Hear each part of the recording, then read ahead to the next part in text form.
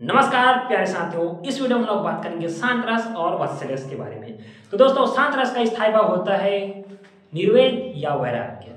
तो सबसे पहले आपको ये जानना जरूरी है कि वैराग्य एक्चुअल में होता क्या है।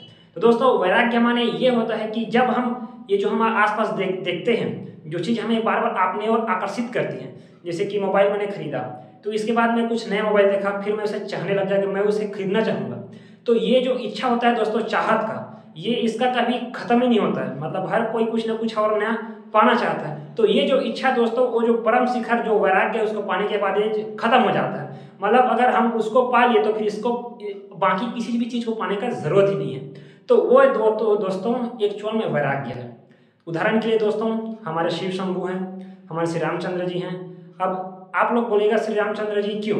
आप ही सोच के देखिए दोस्तों, जिस दिन वो मतलब राजा बने उसी दिन उनका क्या हो गया, 14 वर्ष का वनवास हो गया। मतलब आए हुए राजपाट को छोड़ करके कहाँ चले गए? वनवास।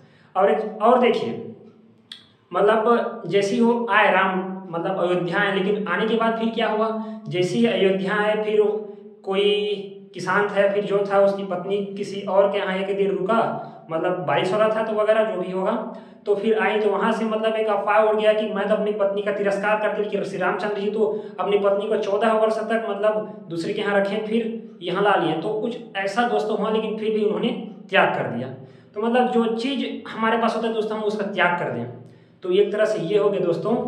जी हाँ, आपने बिल्कुल सही समझा। चलिए दोस्तों, अब जान लेते हैं हम लोग संत रस का परिभाषा।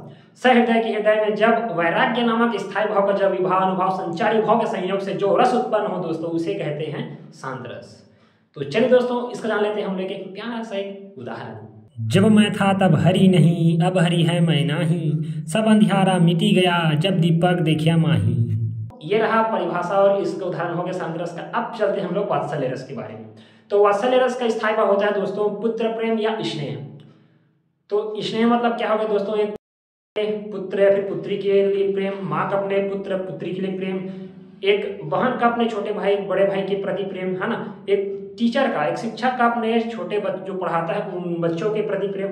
मतलब हम किसी के प्रति प्रेम अगर प्रकट करते हैं तो समझिए वहाँ पे वात्सल्य रस है। तो चलिए दोस्तों, हमने जान लिया वात्सल्य रस के बारे में। तो अब हम लोग जानते हैं इसका एक प्यारा सा एक उदाहरण।